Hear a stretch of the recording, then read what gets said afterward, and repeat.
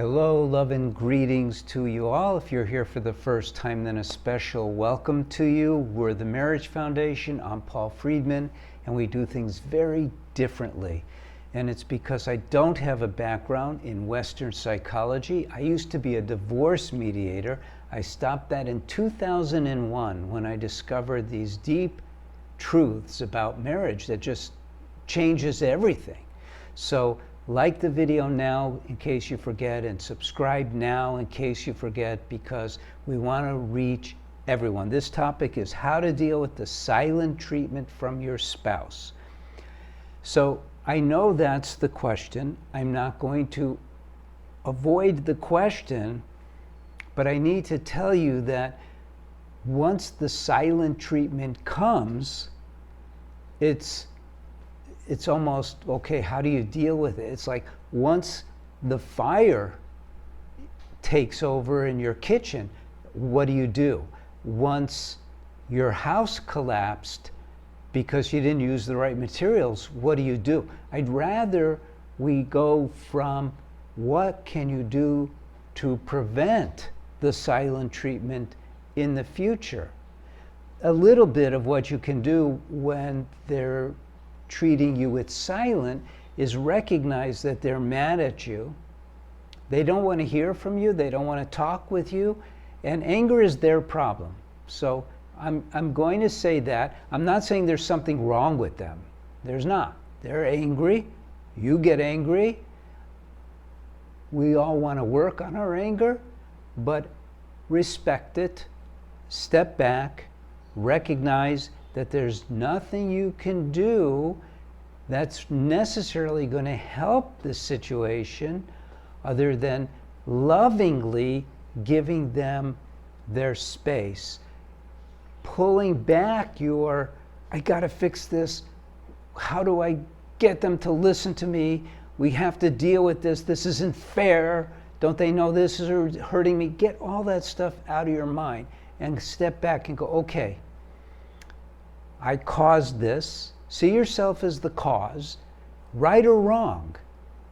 Your actions, your behavior, your speech caused them on that plane, on that level, to react with a silent treatment. Some people would react by hitting you. We don't want that. I'm just saying that this is how they're doing it. Consider yourself fortunate that they're not a violent person. So let's go back to what you want when you're married, because you don't want a silent treatment, but also you don't want to be the cause of their anger. Not that you're responsible for their anger, but you know, it's like if somebody has a sore arm, you don't want to hit them even in jest, because it's just going to add to the soreness in their arm. So, but we're going to go beyond all that. We're going to say, okay, why did I get married? Why did my wife or my husband get married? Because the answer is universal. It is not a, well, how did that make you feel? It's a very universal answer. Why do you get married?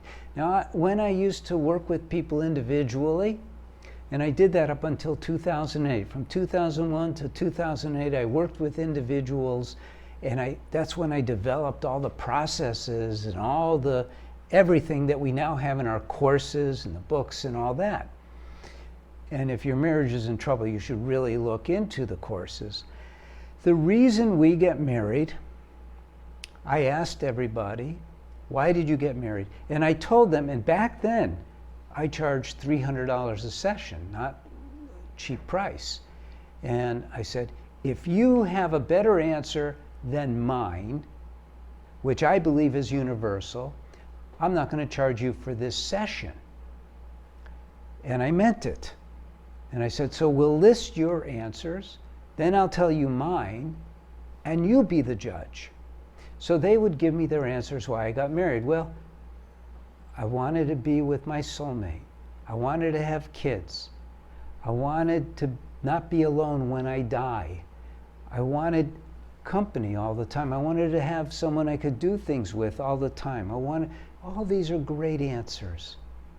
And I acknowledge they were great answers, but they fall beneath the real answers. Now you decide. The real answer, I want to be happier. I want to be happy. Right? Because all of those things serve happiness, right? The second answer, which ties to the first, completely ties to the first, I want to experience the love that I feel for them all the time. This is not an emotional love. You know, Western psychology has really undermined all the realities of marriage because they go, love is an emotion. But that's not the truth. Love is beyond an emotion, and you know that yourself because you've experienced it yourself. Emotions are up here. Anger is up here. Giving someone the silent treatment is up here. Being reactive is up here. But love is here, very deep. Might say it comes from the soul. You are a soul. You married your soulmate. You wanted to experience happiness, experience that love. And the last thing is a little more mundane, but it ties in. It's a very spiritual context. I want to live in harmony with my soulmate. So those are the three reasons we get married. Now we can start addressing what it is that you have not been doing, and not worry about the things that you are doing, and how that has caused this silent treatment. You see, if you've argued with your wife or your husband and they're mad at you, if you were focused on loving them with consideration and understanding, compassion, and all of those manifestations of soul qualities, you would not have said or done anything that would have caused a negative reaction. Their silent treatment is a negative reaction. So what you do now is, starting today, is you start watching your thoughts, because it's the thoughts that become actions. There's no such thing as an action that just happens. Yeah, it's a reaction, but the thought is subconscious that causes it.